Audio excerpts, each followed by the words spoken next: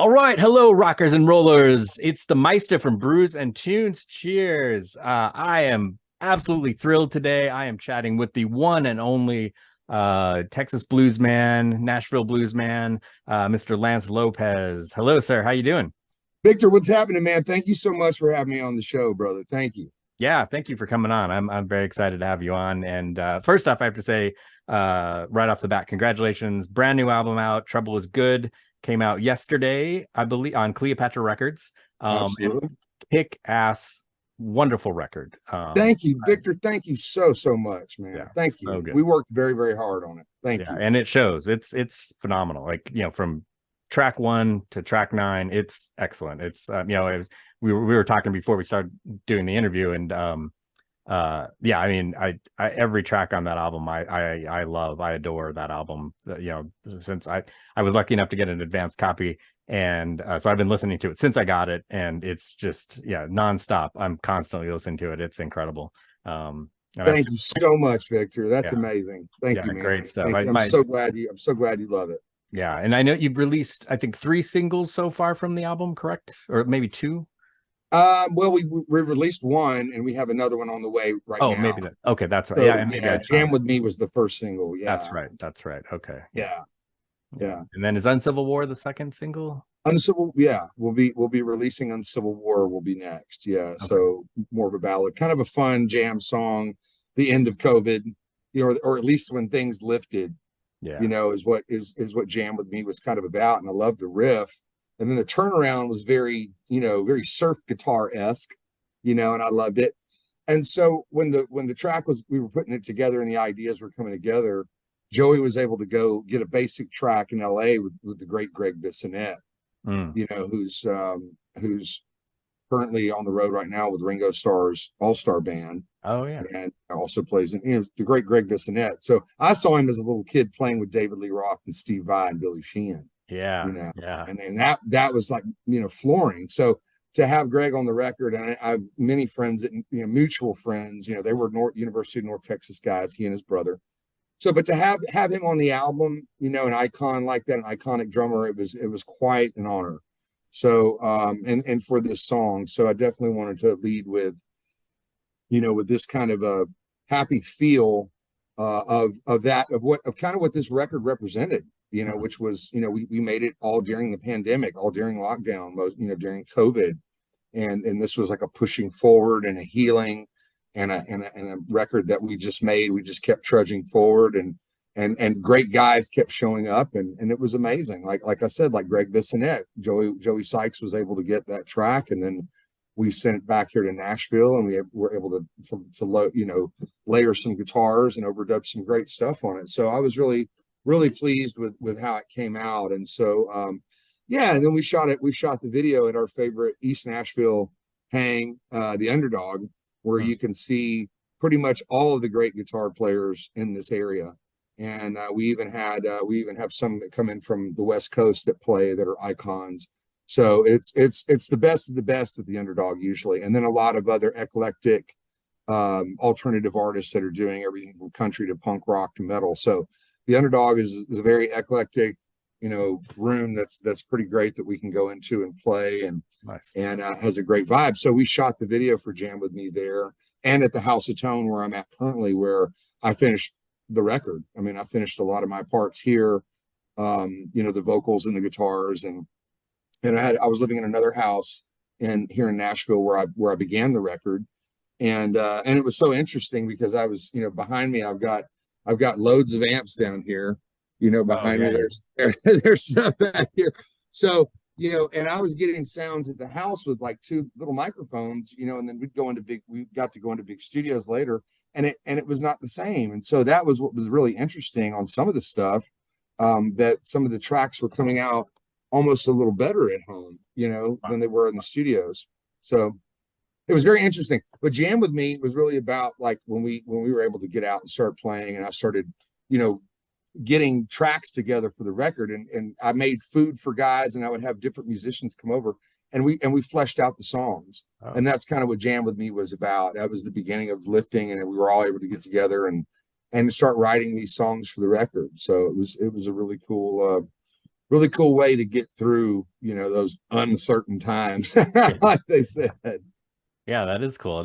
Yeah, that I think that's a testament to one, just your talent in general. And I think you don't get enough credit sometimes for I mean, you're obviously an amazing guitar player, but you also have a great vocal delivery. And then I think you also, the other thing I don't think you get enough credit for maybe is that you surround yourself with amazing musicians. Like, how to bring people together and create this and just an incredible blues heavy blues rock atmosphere. Like, you understand, I think, more so than some people, like how to actually put a band together that is going to, really accelerate, for lack of a better term, accelerate what you've put to, the writing that you've done.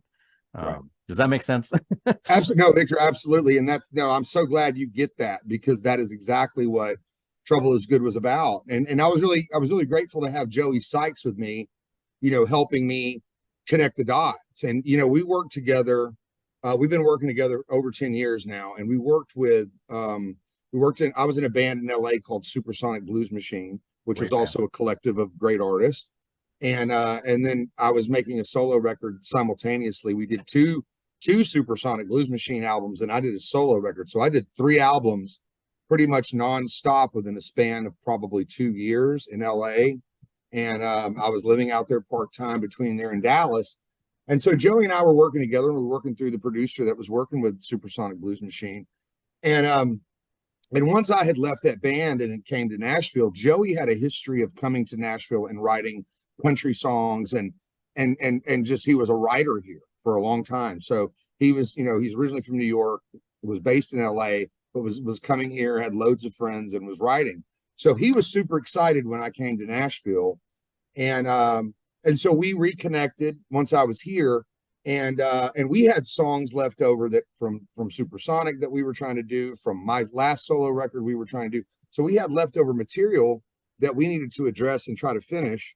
Besides, like, writing, we had been talking, like, I was supposed to go out to LA and we were going to write, a lot of stuff. So we had been talking about that, but I was on the road all the time and the scheduling was not working. And so finally, when I got here, Joey reached out and said, let us two work together, and let me produce the record. And, we've got some batches of songs, and I know you've got ideas. And so that's how it began, pre-COVID, like right before COVID. We were January 2020, we were back out on the road.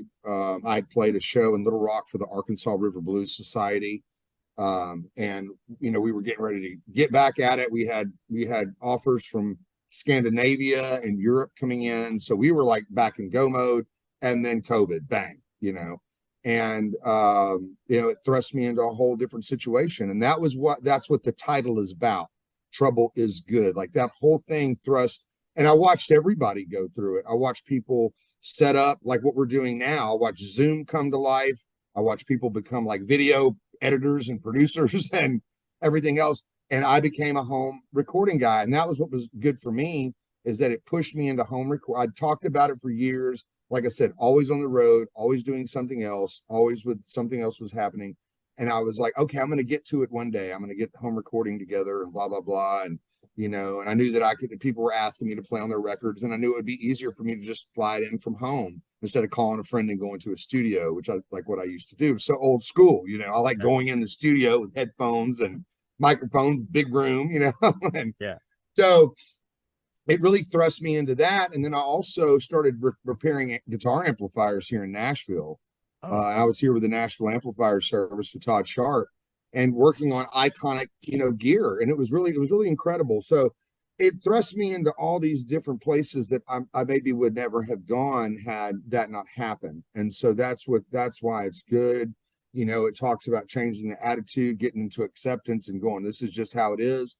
Let's try to get through it. So, a majority of the songs on the record, have those connotations that they're, directly reflective of what was happening during the pandemic, and we were clawing through it and writing these songs and recording them, and guys were able to go in and record. So, like the collective of musicians you talked about, I mean, they were all my favorite guys, like Brian Tichy, you know, for instance, one of the greatest rock drummers of all time to me, you know, I mean, Bobby Rondinelli, you know, again, you know, replaced Cozy Powell and Rainbow, you know, and was in Black Sabbath, you know, and just iconic, you know, people. Danny Miranda from Blue Oyster Cult, Jurgen Carlson from Government Mule, Buck Johnson from Aerosmith, Hollywood Vampires, you know, Peter Keys from Leonard Skinner, you know, John Hummel that worked with Lady Gaga, you know, all these great guys were coming in, and it was just so, because this is how we were envisioning the songs. And so Joey and I would sit and we would talk about it,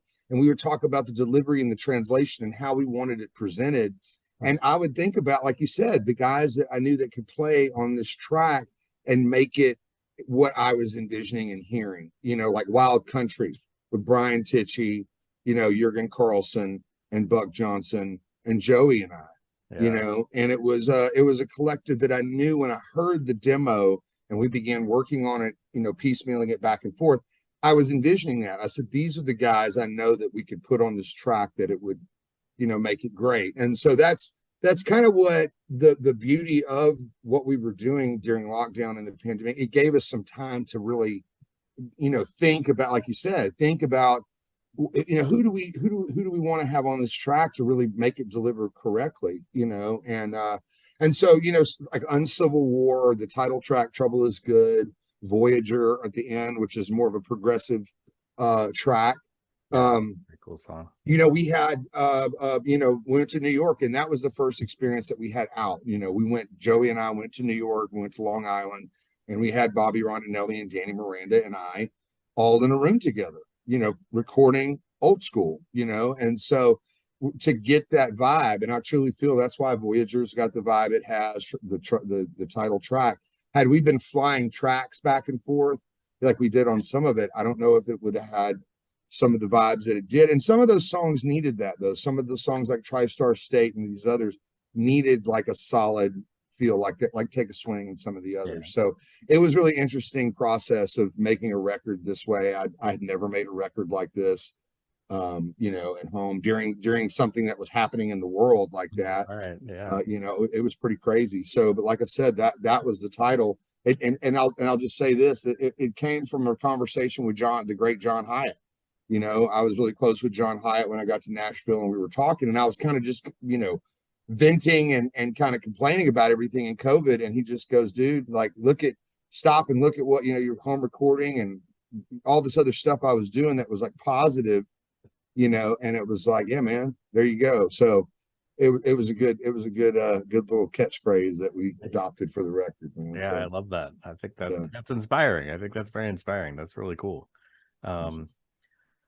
So I was curious with the album out now, and I know you've got some announcements for a few shows, but do you have like a tour laid out, or you kind of, what's the plan for the right now with you? We do. Well, August 29th is the official album release party. Oh, okay. And I'm announcing that now here on your show. August 29th is the official album release, and we're allying with Gibson Guitars, who I'm a Gibson endorsee and a Gibson artist, and I have been now for the last 10 years or so or more, consistently. You know, so we're partnering with Gibson to have an album release party at the Gibson Garage here in Nashville, Tennessee. Oh, sweet. The Gibson Garage is an amazing room. It's a showroom venue, and has a lot of cool stuff in it. It's all the best of the best that Gibson makes and provides. And they have great shows there. You know, all the great artists that are around in our genre are always jumping on stage, and they're always having some events. So cool. So that's going to be the official release, and it's a ways out from the actual release of the album.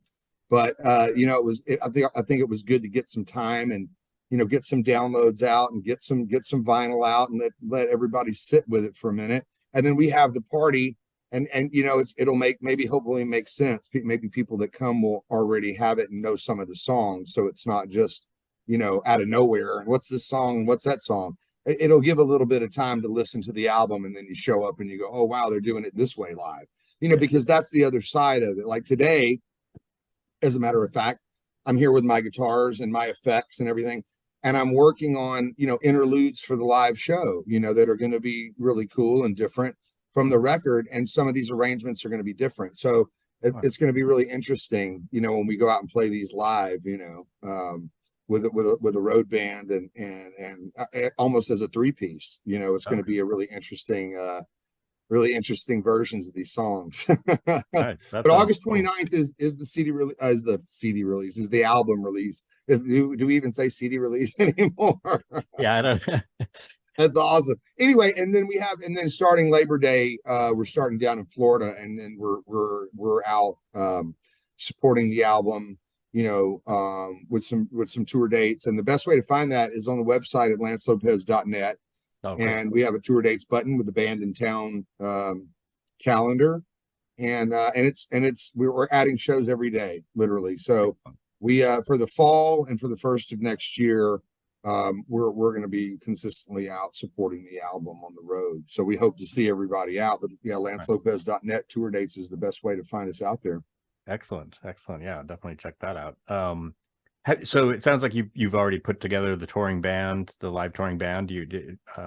Yeah, I got a couple of great musicians that are going to go out on some of these shows. One of which is Arjuna Contreras, who is a Dallas drummer, and he, you know, he was with Reverend Horton Heat for a while, and with 1100 Springs, which is a very well-known country band in Dallas, and just came off the road with JD McPherson with Robert Plant. So he's going to play some with us, and I've kind of got a stable of some Nashville guys that are going to be going out supporting it. And it's going to be, you know, a couple different different rhythm sections in and out that we're going to be working with due to scheduling with different musicians. But I will be taking out some great guys. There's a whole host of great musicians here that I'm working with, and so it's going to be interesting to see how we translate this live. Again, like I said, it's going to be really cool, you know, translating a lot of like the title track and some of the other stuff, you know, as a three-piece, as a power trio, or even as a quartet. It's going to be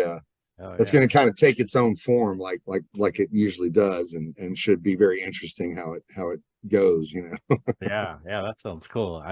That's a yeah. Hopefully you're coming into my neck of the woods. That sounds awesome. Well, and that's the thing too with all of your music, and especially your live. What any of your live stuff, like, you know, the Live in New York City that came out, and what was that, 2016? I'm 2016. Terrible with dates, so I think it was 2016. and one thing that's so great about your live performances, and that's the thing too, is I think even your studio, I mean, it sounds live, is that it also. One thing that really draws me to is one, just the heaviness of it, heavy blues, hard rock, but it's also very organic, and it seems like you guys mesh really well. Like anybody you play with, you just seem to mesh wonderfully well with them. And I'm sure that's something that you have to work at to some degree, or is that does that come really natural to you? Well, thank you for noticing that, Victor. It came from very early on, in the very beginning, when I was 17 years old, and even before that, playing with bands all over the French Quarter and Fat City in New Orleans, and having to be on the fly. There was no rehearsals. There was no working it out. It was like, you got on stage and they started playing and you were like, what key? And you had to figure it out. And, and then I played in R&B and soul bands as a young teenager, as a child. Really, I was 17, going out with guys that if you missed a chord, it was $50. You had $50 fines. I mean, it was really crazy. So it kept you on your toes, listening, watching, learning, working. So one of the things about me in having that background early on was it allowed me as a guitar player, because I'm an artist, and leading a power trio or whatever I am, when I'm an artist. But when I'm playing as a guitarist, when you call and say, hey, I want Lance Lopez in my band as a guitar player, and not Lance Lopez, the Texas blues guy, I want Lance Lopez as the lead guitar player or as a guitar player. My job now becomes to make that artist or that band better. And be a part of and be an ensemblist, and what can I do to support and create this nice support system underneath it, and foundation underneath it as a rhythm guitar player. And that's what was so great early on, is because that's all I did. I mean, I was just a rhythm guitar player and copping all these chops from keyboard players and horn lines, and different chords from horn players. I would work out, chords with horn sections, and so all that really, led me to like what you're talking about. It's one thing too, especially with lead guitar players or, in the blues genre, the rock, and the whole like the head cutting and the competitive style of playing is like, it just becomes so brash and clashy that my whole attitude is always how do we play together. Yeah. And that's what Eric Gales and I have always done since we were kids. That's what was always so fun about playing with Eric is, he is what he is, the phenom that he is. And then I was what I was, but it was always so fun that we were able to always play together. Yeah. There was never against, it was always, together and up and down and just fun, and it just vibes me out nowadays. I mean, yeah, when I was a kid, man, I was all hot for it and gunslinging, but it's like that was what was so cool about Supersonic Blues Machine. We had all this collective of great guitar players and artists, and I was the front man and a guitar player, and it was just such an honor to have all those great guitarists playing with us and playing with me while I was in that band. And one of the things that I always did with those guys, when whoever they were, was ask for a lesson. I asked for, hey man, can we go over here to this conference room? Can you give me a guitar? And they'd be like, what? I'd be like, no, dude, seriously, like show me something really quickly. As I do with all the great guitar players here in Nashville, all my contemporaries that are here. I'm always like, man, can you show me a lick that will add to what I do? I don't want to change what I do. I want to embellish and add. And what do you think I can add to what I do? Because I'm a blues guitar player, and it's like, it's just so great to take different things from different styles of music and add it to that. But also I'm a rhythm guitar player and an ensemblist. So like you said, it's about when I play with different artists, that's what it becomes about. It's no longer just about me as an artist showcasing myself. It's now about how do I make this situation great, not just better, not just good, but what can I do to make it great?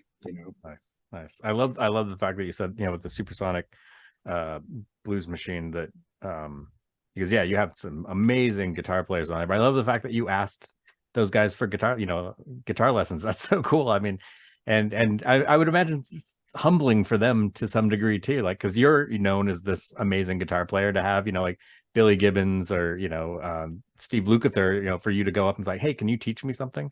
I'm sure that was probably floored them, Yeah, it was always interesting, but that was, whenever I was around, great artists and iconic artists, and I wanted to learn, and I still want to learn. Like, I don't ever want to get to a point where I'm like, I'll never. I love learning. I love history. I love science. I love all kinds of things, all kinds of subjects, and I love learning about. And so, as a guitar player and a musician, I'm continuously listening to all different styles of music and trying, like I just said, grabbing from it and adding to what I do. Yeah.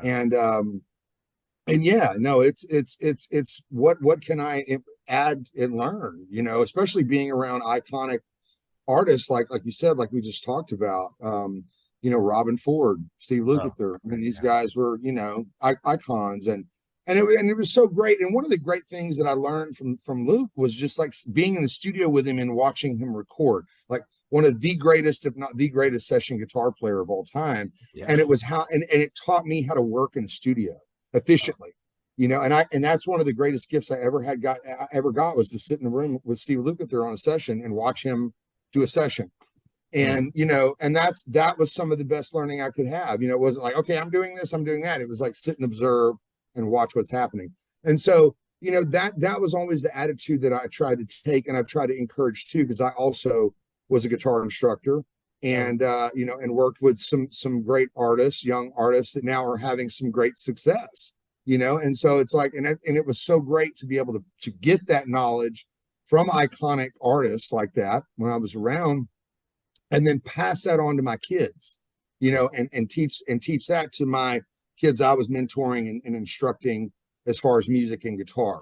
So it was really cool. It was just directly from that to this, and through my filter of how, it should be. So, and it was really great to get good students that were really hungry. One in particular is Allie Venable. She was so hungry, she was so driven, and it's so great to see her success now. And it's like it was so great to work with kids like that were like me, that wanted it, that believed about it, that was just there. They ate, breathed, and slept it.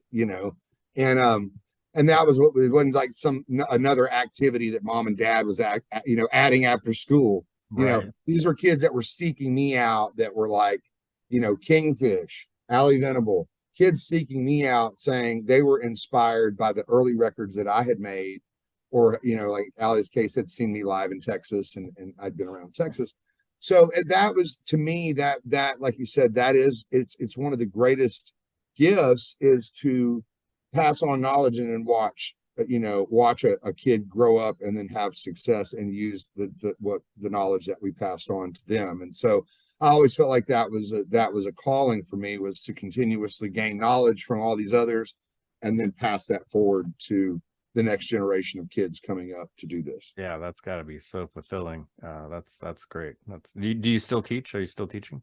I mean, I don't have any students right now. We've been so busy and it's been crazy, but last year I had quite a bit of students. I had some, COVID, it was very interesting. And I started having some in-person students, and, and then we had, Zoom, we would do Zoom and FaceTime, so I would do, during COVID, we were doing some FaceTime lessons and Zoom lessons with different students and everything else. But it is very fulfilling. It is very fulfilling when, especially when somebody comes and wants to, really delve into blues rock. It's pretty incredible. So I still teach. I'm available to teach, and the schedule is going to get pretty crazy. But I'm gonna try to talk about doing some master classes on the road, and trying to partner with Gibson on some of that, and doing some clinics that during the sound checks and on the tours, and and do some VIP meet and greets where we can talk about guitar, and we can have those kind of moments and sessions within the tour. I think it's super important, especially as a guitar player.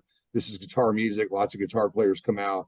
So, that's what it's really about for me. It's always about, escalating what I do, gaining knowledge from others, not changing it, but adding to it, and then passing that on to a student and whoever I can work with. So yeah, it's nice. It's a great thing, man. Thanks for asking about that, Victor. That's really cool. Kudos to you for doing that.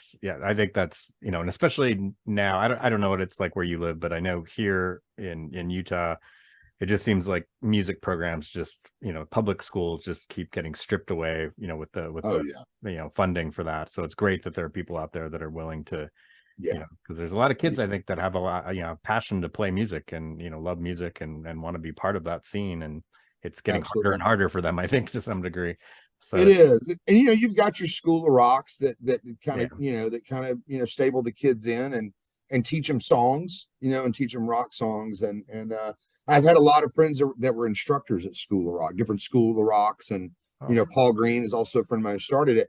And we talked years ago about me coming in to some of those sessions in School of Rock and doing like a blues history thing with them, and kind of showing the family tree of how, it really kind of all translated down, starting from the Delta and Mississippi all the way down to Chicago and the electric over to England with those guys, and then back.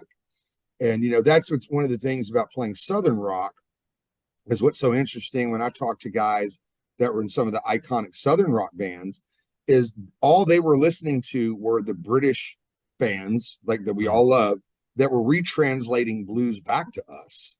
Jeff Beck, Eric Clapton, Jimmy Page, listening to the Chicago blues and then retranslating it, and then those guys retranslating it, and Skinnerd. And it was like that was the retranslation of the English blues rock, came about from the Skinnerd and some of all the stuff. Listen to it, it's obvious. That's what was happening. So I was like making those points too, but so it's very interesting how it really did.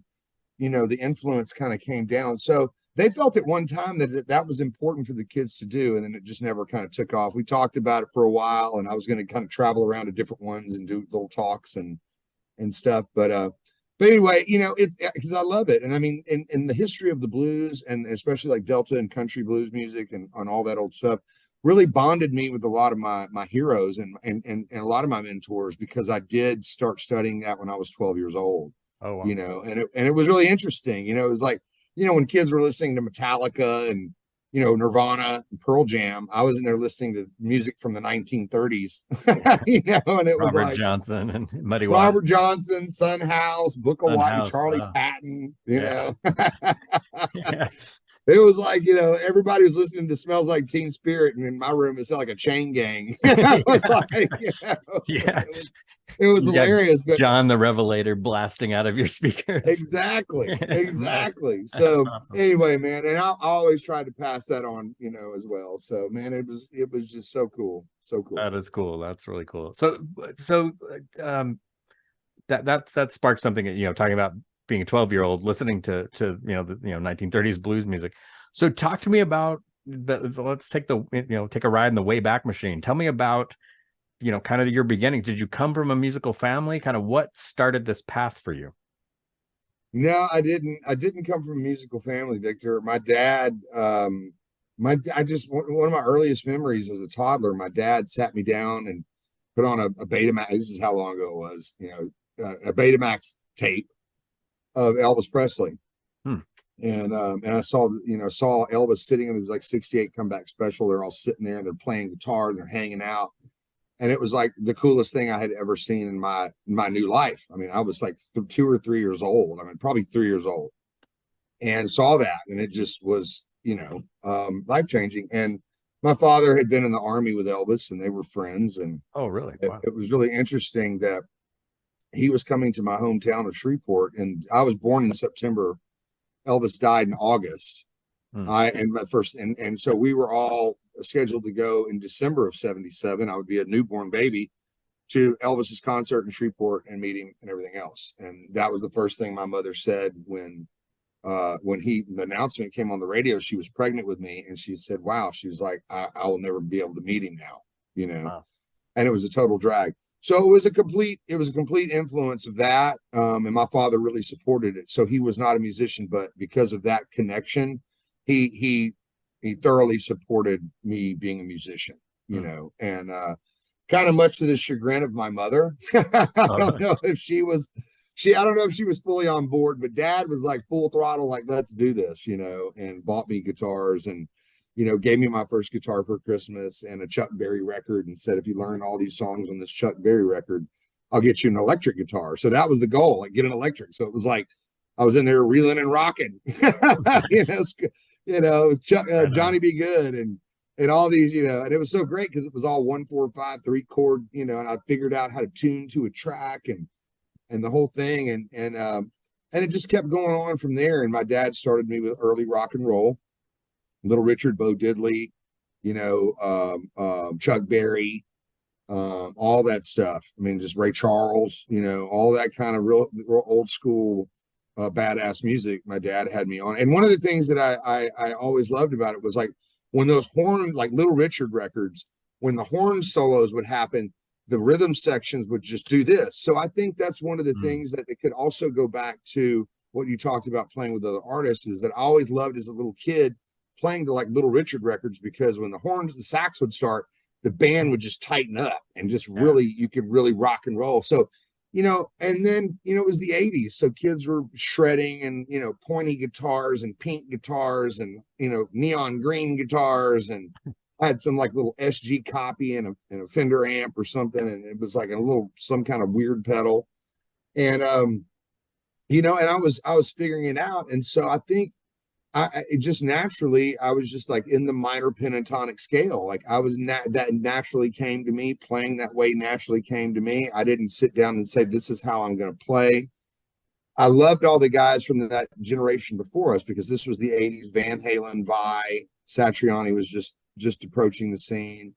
Yngwie Malmsteen, you know, all these guitar players that kids were listening to. And I was listening to Alvin Lee and Leslie West and Jimmy Page and of course Cream. And I was listening to all that kind of music that was blues based. And then we'd go to shows and, you know, I remember seeing Angus Young, early as a kid, sing AC/DC, and I was like, I was getting it, and I didn't know at the time he was playing blues guitar. Yeah. And I was just like connected with it so heavily. It was like, oh my God, like, and I didn't realize it was Chuck Berry. I was hearing some of the same Chuck Berry licks, but all the other stuff was, all the blues guitar that Angus Young was playing. And so I remember connecting with that. And it wasn't until, I was playing with kids in the neighborhood. I'd heard Jimi Hendrix, and that was the bar. Like that, after that, once I heard everything else was like, oh, I mean, it was like that was it. I ate, breathed, and slept all those records, and kept them under my arm. Walked to school with them. Just kept them with me, Nice. And and so we moved to Texas. My mother moved to Dallas, and my father moved to New Orleans, and so I moved with my mom to Dallas. And right before we moved, I was jamming with some kids in Louisiana, and they were like, "Man, you play too bluesy, bro." Like that, like it wasn't cool. Man, because I would come my turn to solo. And I was like just listening to Mississippi Queen. So I was like, let me play like what Leslie West was playing, And I was like, man, it's too, they're all tapping and shredding and, sweeping, right. Ying Bay Moms, and I'm over there trying to be Leslie West. And so, I went home and told my dad, I was like, Dad, man, the kid said I played too bluesy. And he pulled out a BB King record. And that was almost as impactful as hearing Jimi Hendrix for the first time. It really just changed my world. And I was like, yes. And so and then I thought about Angus Young again, like, oh my God, that's and I started to connect dots, and I started to go, he had to have been listening to this guy. And so when we moved to Dallas, that was the first thing that happened with my mom. I opened the newspaper, and there's a big giant picture of BB King coming in concert. And I was like, Mom, can we go see BB King? She was like, absolutely. So my mother took me to see BB King. And when we got to the show, everybody had these different tie-dye t-shirts and black t-shirts and everything, but everybody at this concert had t-shirts that had SRV on them. And dude, I was like frustrated. I was looking around going, what the hell is SRV? What does that mean? I was like, what is that? I was so annoyed, like by the middle of the show. And there was other, like Dr. John was there, and Joe Cocker, all these great artists. And BB King came out early, and I thought, wow, this is weird. And so he played, and it was amazing, and then our local DJ at Q102 in Dallas came out, and she announced, because it was his hometown show, Stevie Ray Vaughan was going to headline. And I thought, what the hell is this? Like, who is this? And then out came this giant ball of white light that totally just rearranged my entire DNA. Like, it was like, it was one of those moments where it was like, and I had, like I said, Jimi Hendrix was the bar, and I'd never seen anybody live try to either play Jimi Hendrix or attempt to play Jimi Hendrix. And I'm like at home in my bedroom trying to learn it. And then now here's a guy I'm watching playing Voodoo Child's Slight Return. Yeah. And I was like, wow, I had never seen it. And it was like, to me as a kid, it was like, you could never, it was so like sacred. It was like, you could never attempt to play this live, like, man, and so when I saw Stevie Ray Vaughan do it, I said, it's cool to do it. You can do it. It's possible. And then seeing Stevie Ray and BB King play together, BB came back out and they jammed. Oh, cool. That was the first blues jam I ever experienced. That was the first time I'd ever been in the middle of a blues jam. That's so and cool. I was about 10 feet away from him. I have some pictures from my throwaway camera, my little Fuji camera. And then so that was it. The next day, I had my mother take me to the library and then to the record shop. And I went and I looked up all the blues stuff I could, and I went and found Robert Johnson, Son House. I was like, we're got to go back to the beginning of this and then go forward. And that's basically, I knew at that moment, like, what I was going to do forever, pretty much, It was that moment of like, the blues that's what it is. It was like finally an answer to, what I was feeling here and what I was doing here. It was like, oh my God, this is okay to do.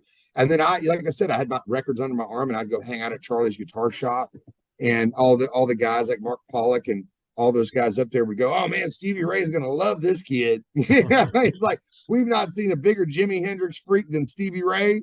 ever. You know, and that's all I would do is sit on a stool and just go, and Electric Ladyland and Access Bulbous Love and Are You Experienced and Voodoo Child's Slight Return and Crosstown Traffic and just, and they were telling me about, you know, Jimi Hendrix's Black Flying V being in Charlie's, and Mark Pollock put up with me, God bless his soul. Like he really, you know, he was patient with me, even though they called him Mr. Mean. He was stern, like, you know, Mark at Charlie's. And so I would go, my mother would take me up there. I would take all my Jimi Hendrix records and she would give me a ride up to Charlie's, and I would sit there. You know, I'm 12 years old. And I would sit there and I was waiting for Stevie Ray Vaughan to come back. And those guys were like, man, he'll come, you know, he'll be back. We don't know the schedule. And so that was the whole thing. I would go up there and hang out. And then the first day, it was all during the summer. And then the first day of school, you know, he was the announcement of the tragic accident. You know, it was the first day of school I had in Dallas. So it was really heart-wrenching because, you know, he was you know, our local hero. Yeah. You know, we were living in the same neighborhood, you know, and it was really great to connect with a lot of people that you know, that in that neighborhood from Oak Cliff. You know, I lived in Oak Cliff for a long time, you know, and was able to really hang with a lot of those same guitar players. There was a big stable of great musicians that came from Oak Cliff, Texas during that time. And so, you know, it was really sad that Stevie passed and I was not able to hang with him, but, you know, Smoking Joe Kubek and Jimmy Wallace, Mike McCullough, Rocky Athas. I mean, there were so many great other players, and then you had all the other Anson Funderburg and everybody else that was there in Dallas that was, you know, part of that orbit that I was able to really be around, you know, starting at like 13 years old, sneaking into Blue Cat Blues, sneaking into Poor David's Pub. And, you know, God bless Doug Henry and David Card. You know, they would let me and my friend, and they had payphones back in those days, you remember? Yeah. Oh yeah. And they would make us go stand by the payphone. And I don't know what that was. It was really weird. Like if somebody came in, they would go, oh, those kids are over there using the phone. You know what I mean? I think that was kind of the thing. Yeah. So we used to have to go stand by the phone, and we were able to watch great artists like Doyle Bramhall and Anson Funderburg and Gatemouth Brown and Albert Collins and all those kinds of guys that we were able to get in Bugs Henderson and able to get in and start to absorb that. So it was really, and then there was a fervor, you know, especially after Stevie passed, that you know, the blues really just launched so heavily. And so it was a great time to really learn and I'm so grateful that we had great club owners in Dallas that saw that we were not up to no good. We were trying to get in and learn. Again, like we talked about, we were trying to get in and absorb, because I wanted more of that feeling. Like when I sat in front of B.B. King and Stevie Ray Vaughan, like I wanted more of that. Like where do we go find that? Where is that? Yeah. You know? Yeah. That is great. Yeah. I remember the first time I ever saw Stevie Ray. I'm a little bit older than you. I think I was in either junior high or high school, and he was on Austin City Limits. And oh yeah. Yeah. And I just remember I was floored. I'm like, whoa. Yeah. Same thing. Like somebody playing Jimi Hendrix, and it was like, right. Whoa. Cause I was, was and still am a huge Hendrix fan.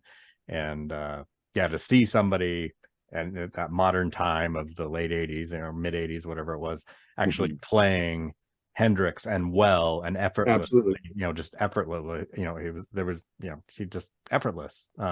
It was beautiful. It was so cool to see that. That was tragic loss for sure. Now I know you lived in you lived in New Orleans with your dad for a little while as well, right? I did. Yeah. We left Texas. I went down and lived with my dad for a couple of years. I was with my mom for a couple of years in Dallas and had all those experiences, and then went to New Orleans. And my father had saw how advanced I had got, and because I was around all that, and I was just deep diving, and we were able to go, like I said, sneak into these clubs and watch all these great Texas blues guys. And so when I got to New Orleans and my dad had brought my guitars and sat down and was playing, my dad immediately was like, we have to go out and you have to start playing live, like immediately. I mean, there was not a question. There wasn't like a thinking about it. We lived in an area, we lived in Metairie, in Jefferson Parish and Metairie. And at that time on Edenbourne, between West Esplanade and Veterans Boulevard, you had a local French Quarter called Fat City. Okay. And it was a really hidden little gym, and it was for like really like locals. It wasn't the touristy type of French Quarter. That at that era, it really began to get very touristy, and there was still a lot of the traditional.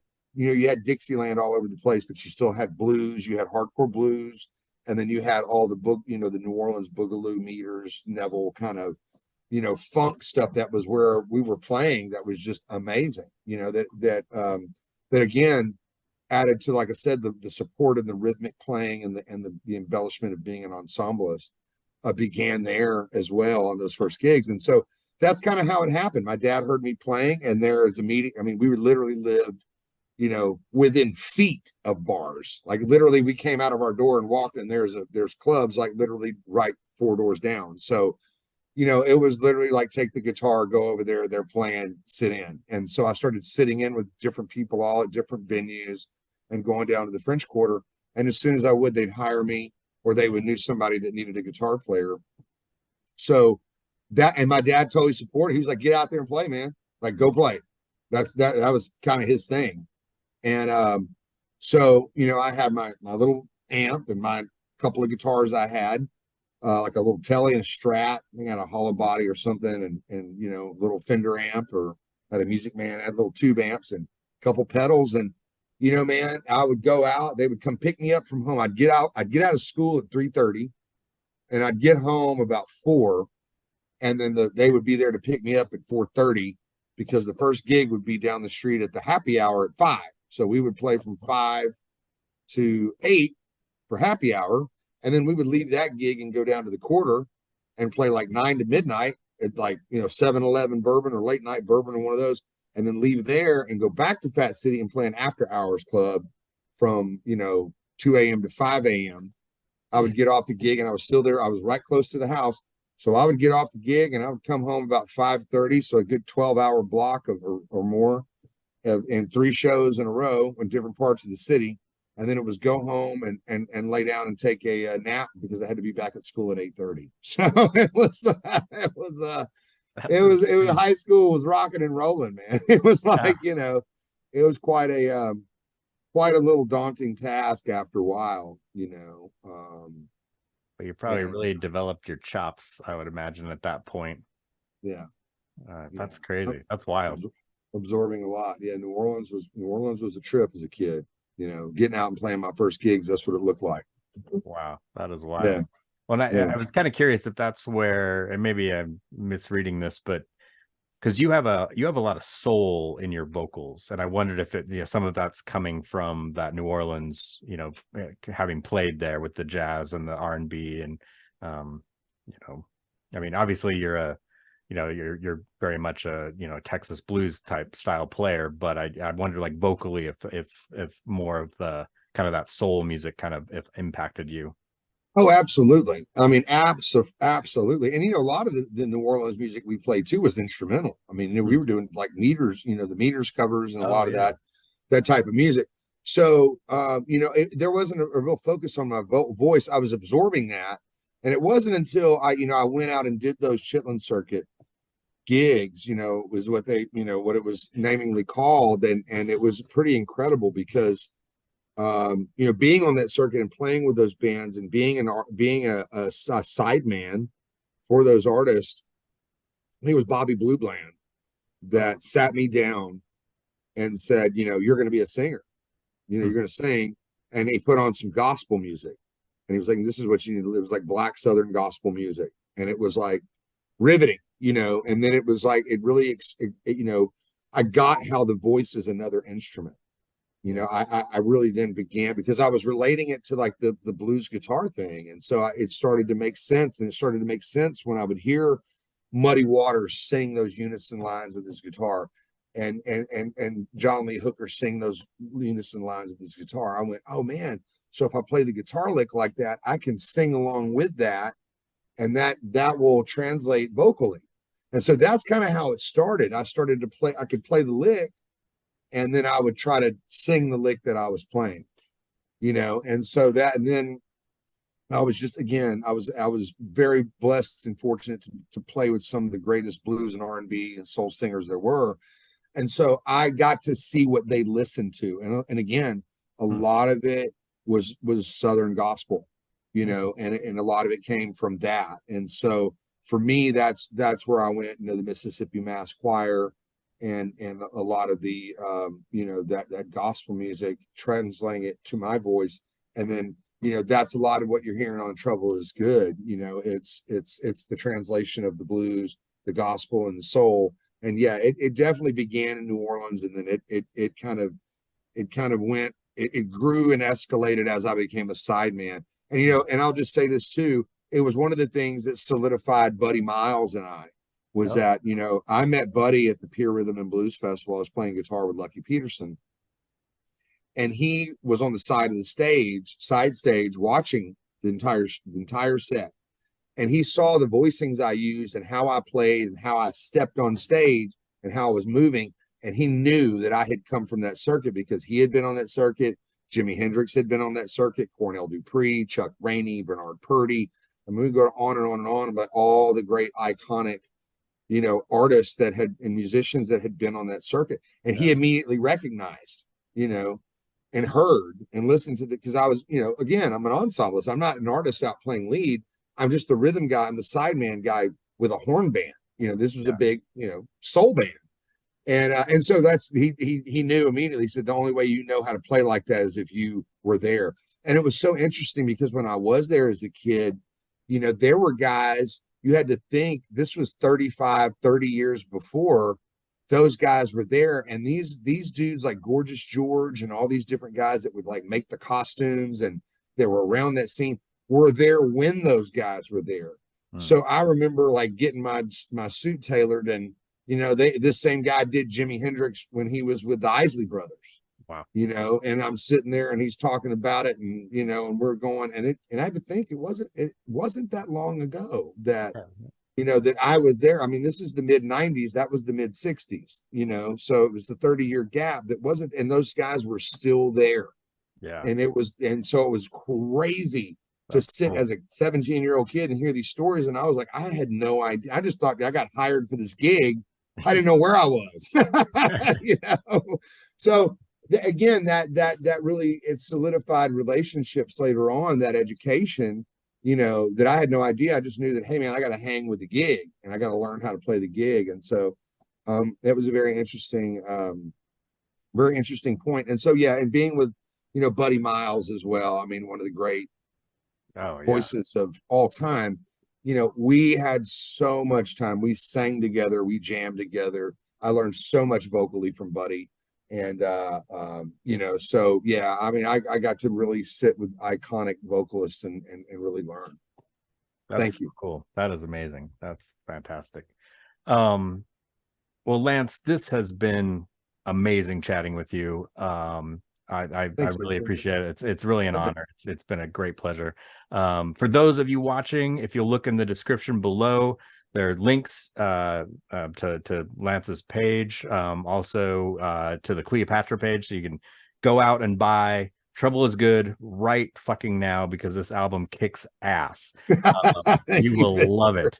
So thanks, and then also get on his page and check out the touring, and hopefully he's coming to a town near you, or you can drive to a town near him. So which I might have to do. But yeah, just a killer album. So Lance, again, thank you so very much for chatting with me. It's Victor, thank you so much, and I love the show. Thank you for having me on, and I look forward to seeing you guys real soon. All right, thank you, sir.